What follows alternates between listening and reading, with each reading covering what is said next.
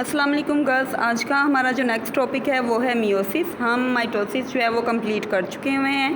Next जो हमारी division है एम फेज़ है वो है मियोसिस। मियोसिस वो प्रोसेस है जिसमें एक डिप्लॉइड सेल यूकैरियोटिक सेल जो है वो डिवाइड करता है और उससे 4 सेल्स प्रोड्यूस होते हैं, जबकि माइटोसिस में हमने कितने देखे थे जी, 2 सेल्स प्रोड्यूस होते हैं। वो बिल्कुल 100% आइडेंटिकल होते हैं पेरेंट सेल की तरह, लेकिन ये जनरेट करता है 4 हैप्लॉइड सेल। वो बिल्कुल भी पेरेंट सेल की तरह नहीं होते हैं, उनमें नंबर ऑफ क्रोमोसोम जो है वो हाफ होता है। ठीक है। Diploid means the cells in which chromosomes are in the pair. वो होमोलोगस क्रोमोसोम जो हैं वो पेयर फॉर्म में होते हैं। मतलब अगर 46 हैं ह्यूमन में टोटल क्रोमोसोम, तो बच्चे पेयर कितने बनते हैं? 23। जबकि हैप्लॉइड का मतलब क्या होता है कि उसमें हाफ नंबर ऑफ क्रोमोसोम है। 46 का हाफ कितना बनता है? 23 बनता है। ठीक है।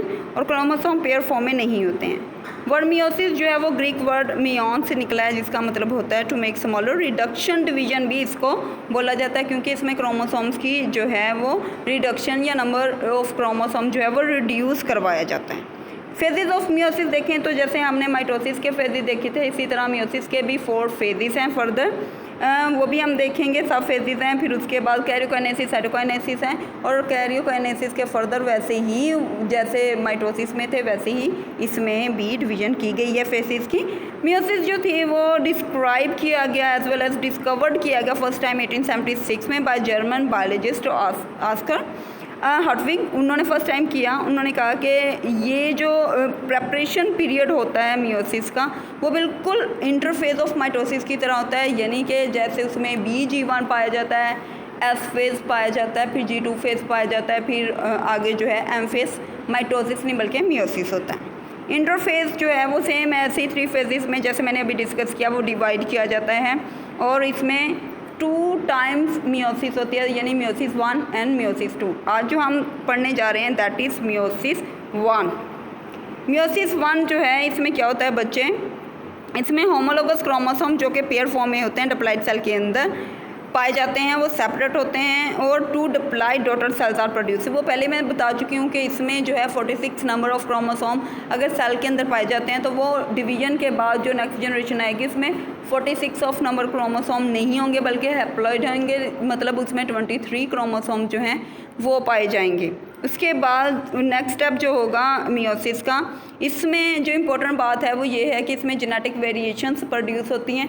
मतलब हम अपने पेरेंट्स से डिफरेंट क्यों होते हैं या अपने बहन भाइयों से क्यों डिफरेंट होते हैं, क्योंकि मियोसिस में जेनेटिक वेरिएशन प्रोड्यूस होती हैं। वो जेनेटिक वेरिएशन किस प्रोसेस के थ्रू होती हैं वो भी डिस्कस करेंगे इंशाल्लाह फिजिकल क्लास में भी। मियोसिस 1 जो है वो 2 मेन स्टेप्स में आती है, karyokinesis and cytokinesis, same as in mitosis. The karyokinesis of the meiosis 1 is subdivided in 4 phases, the prophase 1, metaphase 1, anaphase 1 and telophase 1। ये बिल्कुल वैसे ही है, लेकिन इसमें क्या है कि उसमें माइटोसिस में प्रोफेज के साथ 1-2 फिगर नहीं था, लेकिन इसमें है क्योंकि 2 मियोसिस होंगी। मियोसिस 1 का प्रोफेज 1, मियोसिस 1 का प्रोफेज मेटाफेज 1, और मियोसिस 1 का एनाफेज 1, और मियोसिस 1 का ही टेलोफेज 1 होगा जी। प्रोफेज 1 का जो है वो देखते हैं। प्रोफेज 1 जो है उसमें क्या होता है, ये लॉन्गेस्ट फेज़ होता है मियोसिस का, और इस स्टेज में जैसे ये स्टेज सेट होता है यानी ये फेज़ आता है, क्रोमोसोम जैसे क्रोमेटिन जो है जैसे प्रोफेज ऑफ माइटोसिस में था, क्रोमेटिन जो है कंडेंसेशन शो करते हैं और क्रोमोसोम बनाना शुरू कर देते हैं। क्रोमोसोम होमोलोगस इसमें जो क्रोमोसोम होते हैं बच्चे वो पेयर फॉर्म में होते हैं। इसमें क्रोमोसोम लाइन अप हो जाते हैं एक दूसरे के बिल्कुल सामने। जब वो एक दूसरे के बिल्कुल सामने लाइन अप होते हैं तो बच्चे इसको बोलते हैं साइनेप्सिस। जो पेयर ऑफ होमोलोगस क्रोमोसोम्स हैं उन्हें बाइवेलेंट बोला जाता है। बाइवेलेंट के 4 क्रोमेटिड होते हैं, मैं डायग्राम में आपके साथ शेयर करती हूँ, और 4 को बायोलॉजिकल या साइंटिफिक लैंग्वेज में टेट्रा बोला जाता है, तो इनको टेट्रेट भी बोला जाता है।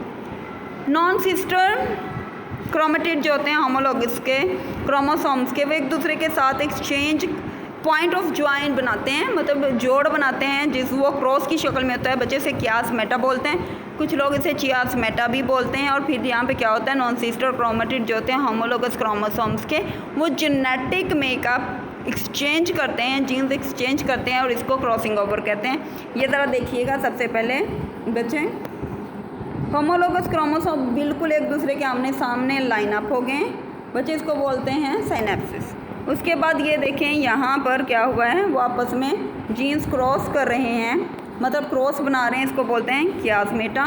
और यहाँ पर देखें उन्होंने पार्ट्स जो हैं वो बिल्कुल एक्सचेंज कर लिए हैं। ब्लू का पार्ट जो है वो कुछ ब्राउन में चला गया, ब्राउन का कुछ पार्ट ब्लू में चला गया। तो एक्सचेंज हुआ है किस में, नॉन सिस्टर क्रोमोसोम आपस में। इन ब्राउन ने आपस में एक्सचेंज नहीं किया, ना ब्लू ने किया, बल्कि ब्लू एंड ब्राउन ने किया है। तो इसका मतलब क्या है, ये आपस में क्या है, नॉन सिस्टर क्रोमेटिड हैं होमोलोगस क्रोमोसोम्स के।